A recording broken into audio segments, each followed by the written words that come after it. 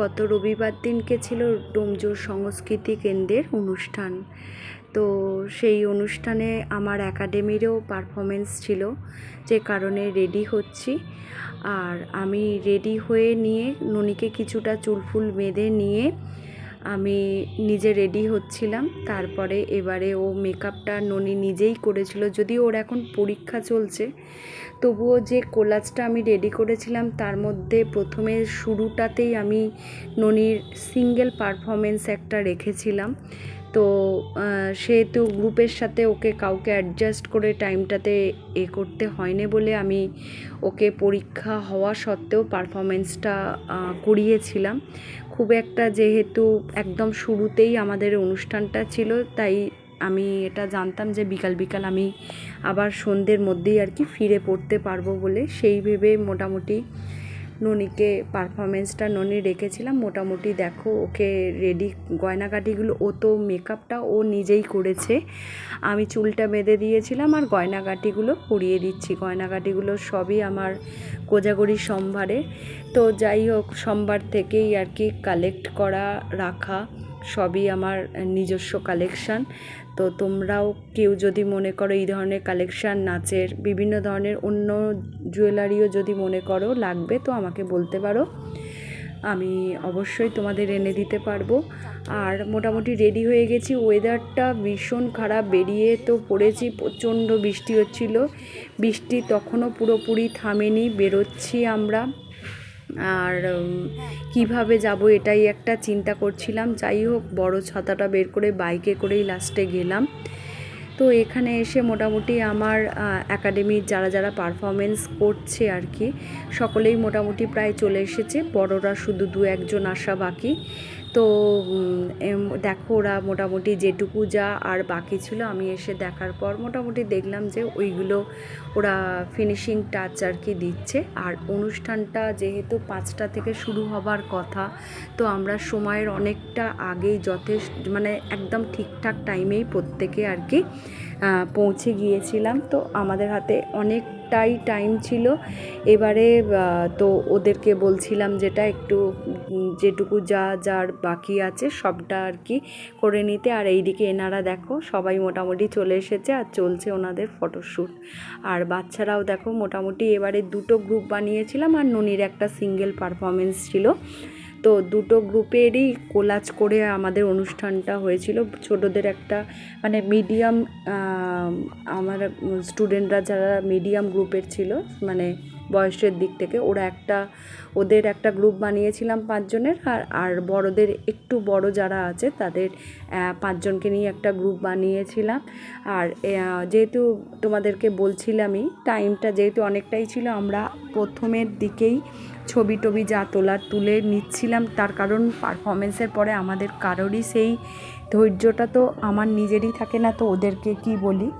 তো ওই জন্য ছবিগুলো এখনই তুলে রাখছিলাম। আর পারফরমেন্স চলাকালীনও তোমরা জানো, আমার আগেও আমি তোমাদের সাথে শেয়ার করেছি, আমার এতটাই নার্ভাস ফিল হয় সেই সময়, আমি কোনো ভিডিও ফটো কোনো কিছুই করতে পারি না। যেটুকু যা গার্জেনরা বা কেউ করলে আমাকে দেয় সেটুকুই তোমাদের সাথে।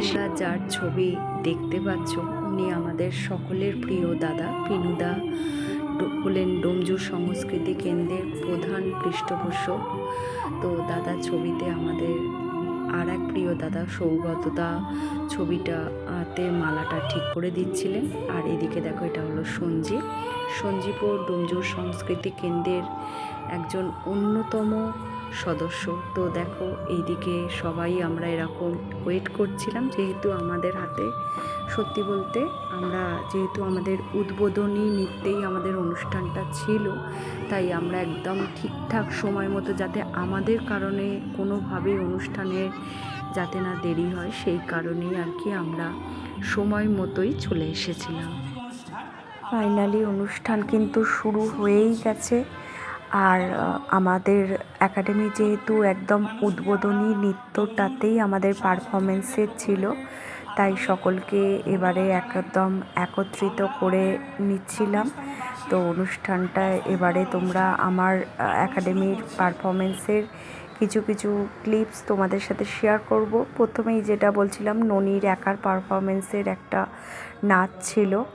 তো ওর যেহেতু পরীক্ষা চলছিল, ওকে তাই গ্রুপের সবার সাথে, যেহেতু ও সময় দিতে পারবে না তাই ওকে গ্রুপের সাথে অ্যাডজাস্ট করে আমি করাইনি, ওর সিঙ্গেল পারফরমেন্সই রেখেছিলাম।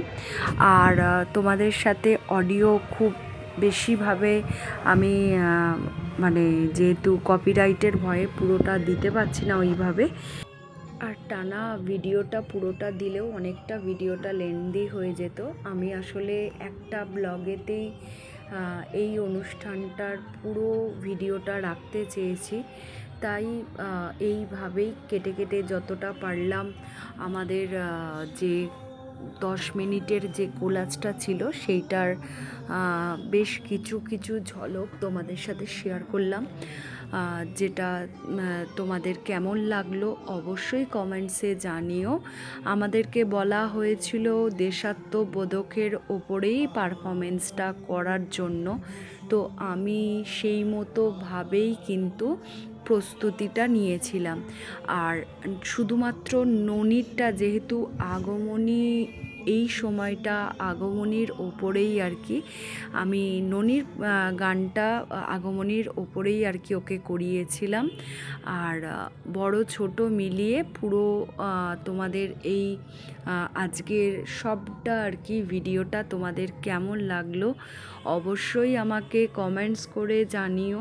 আর কারা কারা আমার ভিডিওটা এতক্ষণ পুরোটা দেখলে তারা তো অবশ্যই একটা আমাকে কমেন্টস করে বলো যে হ্যাঁ, আমি কিন্তু তোমার ব্লগটা পুরোটা দেখেছি। সত্যি বলতে অন্য কিছু নয়, তোমাদের এই ছোট ছোট কমেন্টসগুলো অনেকটা ভালো লাগা, ভালোবাসার জায়গা কাজ করে আর কি। তো দেখো বেশ, আর আরেকটা কী বলো তো, আমি নয় এই পুজোর সময়টা না কোনো পারফরমেন্স মানে কোনো অনুষ্ঠান এই বছর যাবৎ একদমই নিচ্ছি না।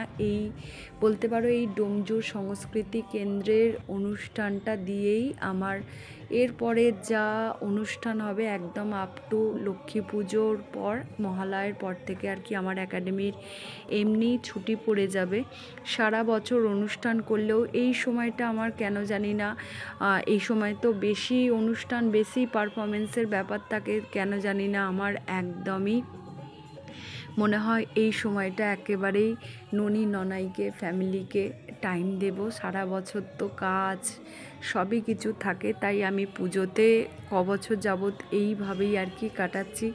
আর কোজাগরী সোমবারের প্রেশার তো একটা থাকেই, যদিও গত বছর থেকে এবছরেও আমি অতটা চাপ নিতে পারিনি যে নিজের আর কি এই ধরনের বেশ কিছু কিছু ব্যক্তিগত কারণের জন্য। আশা করছি আগামী বছর আরও ভালোভাবে সবটা সামলে উঠতে পারবো। তো যাই হোক, এই রকমই ভাবে ভেবেছিলাম।